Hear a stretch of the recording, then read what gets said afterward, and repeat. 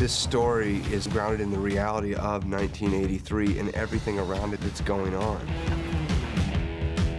This is a very specific moment in time in a very specific place in the United States. You had this tech money coursing into Dallas. You also had old oil money.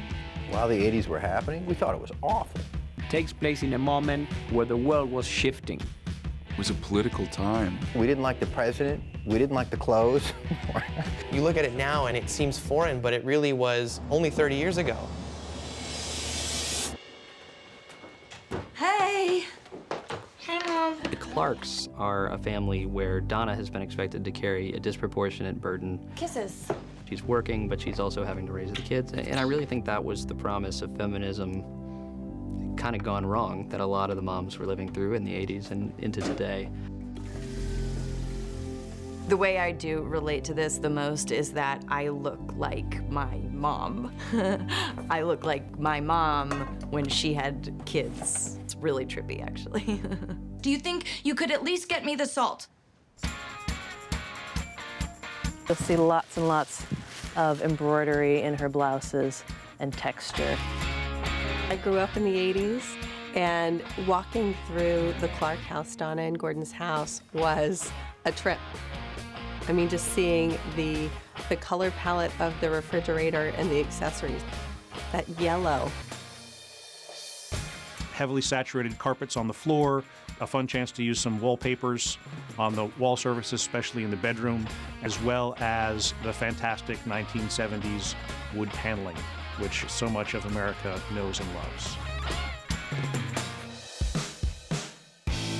The challenge for Halt and Catch Fire is that the crux of the show takes place in a computer firm, which is, at the start, firmly rooted in the 1970s, not the 1980s. So we had the great fortune to be able to straddle the line of the decades. Like, I had some numbers run. Looks like this PC business is going to cost us upwards of a couple $1 million just to get in the door.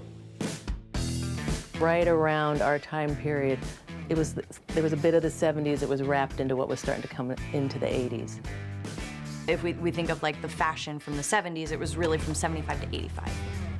Gordon is stuck in the past. Donna is more in the present without being fashion forward. The visual kind of style of the show was always to kind of bring the analog and the digital together visually. You found a needle in a haystack. And we thought the best way to do it was use warm tones and browns for the analog world and these crisp grays and blues for the office world. The new is metal, the old is wood. When Chris and I came up with this idea for the show, we really honed in on this idea of a contemporary period show, where there was some stuff in the 80s that could drop right into today and you wouldn't even notice. And yet there's some stuff that you look at and go, there's no way we're ever going back. One of these last times of optimism when America was strong and great, and so there's some nostalgia to go back to it, but there's also something to be gained from shining an honest light on some of these things. So we're good. Perfect.